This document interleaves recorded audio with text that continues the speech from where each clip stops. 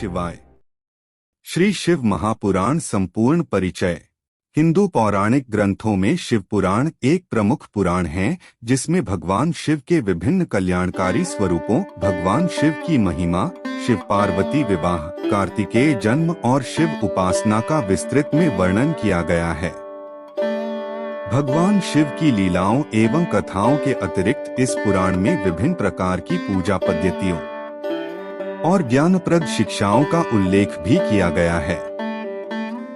वैसे तो यह माना जाता है कि मूल शिव महापुराण में श्लोकों की संख्या 1,00,000 थी, लेकिन महर्षि वेद व्यास जी ने इसको 24,000 श्लोकों में संक्षिप्त कर दिया। शिव महापुराण एक ऐसा पुराण ग्रंथ है हिंदू धर्म में जो कि 18 पुराणों में से सबसे अधिक बार पढ़ा जाने वाला ग्रंथ है। श्री शिव पुराण पढ़ने का जो फल बताया गया है वेदों में और इस पवित्र ग्रंथ महापुराण में, उसे जिह्वा से बयान नहीं किया जा सकता। यह ग्रंथ भगवान श्री शिव जी महाराज और देवी माता पार्वती के आसपास केंद्रित है। इसका उपदेश स्वयं भगवान श्री शिव महाराज ने ही किया है। हम कलयुगी जीवों पर कृपा करके और हमें सही रास्ता मार्ग दिखने के लिए, जिससे कि हम भगवान श्री शिव जी महाराज के चरण कमलों में स्थान प्राप्त कर सकें। शिव पुराण में शिव के कल्याणकारी स्वरूप का तात्विक विवेचन, रहस्य, महिमा और उपासना का विस्तृत वर्णन है। यह संस्कृत भाषा में लिखी गई है। इसमें इन्हें पंचदेवों में प्रधान अनादि सिद्ध परमेश्वर के रूप में स्वीकार किया गया है। शिव महिमा, लीला कथाओं के अतिरिक्त इसमें पूजा पद्धति, अनेक ज्ञानप्रद आख्यान और शिक्षाप्रद कथाओं का सुंदर संयोजन है। इसमें भगवान शिव के भव्यतम व्यक्तित्व का गुणगान किया गया है।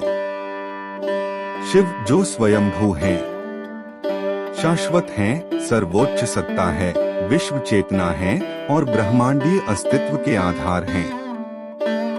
सभी पुराणों में शिव पुराण को सर्वाधिक महत्वपूर्ण होने का दर्जा प्राप्त है। इसमें भगवान शिव के विविध रूपों, अवतारों, ज्योतिर्लिंगों, भक्तों और भक्ति का विशद वर्णन किया गया है। शिव पुराण का संबंध शैव मत से है। इस पुराण में प्रमुख रूप से शिव भक्ति और शिव महिमा का प्रचार प्रसार किया गया है।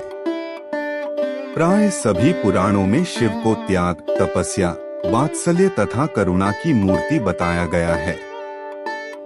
कहा गया है कि शिव सहज ही प्रसन्न हो जाने वाले एवं मनोवांछित फल देने वाले हैं।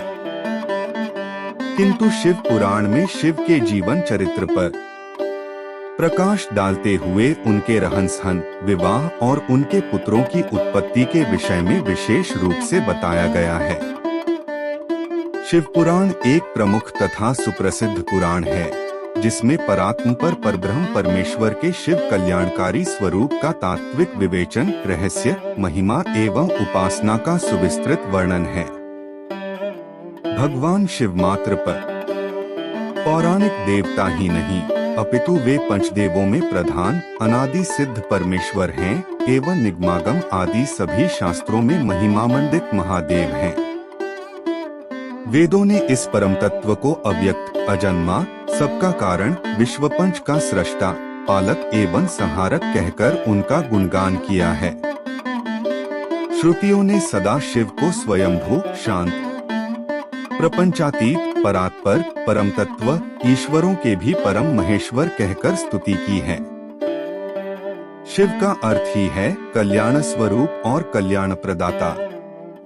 परम ब्रह्म के इस कल्याण रूप की उपासना उच्च कोटि के सिद्धों, आत्म कल्याणकामी साधकों एवं सर्वसाधारण आस्तिक जनों सभी के लिए परम मंगलमय, परम कल्याणकारी, सर्वसिद्धिदायक और सर्वश्रेयस्कर है।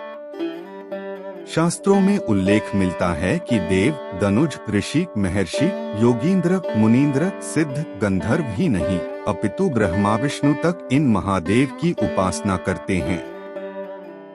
इस पुराण के अनुसार यह पुराण परम उत्तम शास्त्र है। इसे इस भूतल पर भगवान शिव का वाङ्मय स्वरूप समझना चाहिए और सब प्रकार से इसका सेवन करना चाहिए। इसका पठन और श्रवण सर्वसाधन रूप है। इससे शिव भक्ति पाकर श्रेष्ठतम स्थिति में पहुंचा हुआ मनुष्य शीघ्र ही शिवपद को प्राप्त कर लेता है। इसलिए संपूर्ण यत्न करके मनुष्यों ने इस पुराण को पढ़ने की इच्छा की है अथवा इसके अध्ययन को अभीष्ट साधन माना है। इसी तरह इसका प्रेम पूर्वक श्रवण भी संपूर्ण मनोवांछित फलों के देने वाला है। भगवान शिव के इस पुराण को सुनने से मनुष्य सब पापों से मुक्त हो जाता है तथा इस जीवन में बड़े बड़े उत्कृष्ट भोगों का उपभोग करके अंत में शिवलोक को प्राप्त कर लेता है। यह शिव पुराण नामक ग्रंथ 24,000 श्लोकों से युक्त है।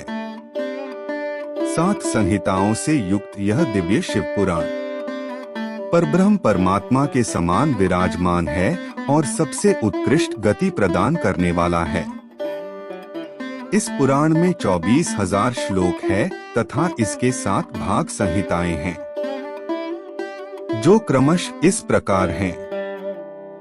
विद्येश्वर संहिता 1, रुद्र संहिता 2, शतरुद्र संहिता 3, कोटिरुद्र संहिता 4, उमा संहिता 5, कैलाश संहिता 6, वायवीय संहिता 7। इनमें से रुद्र संहिता के 5 खंड हैं तथा वायवीय संहिता के 2 खंड।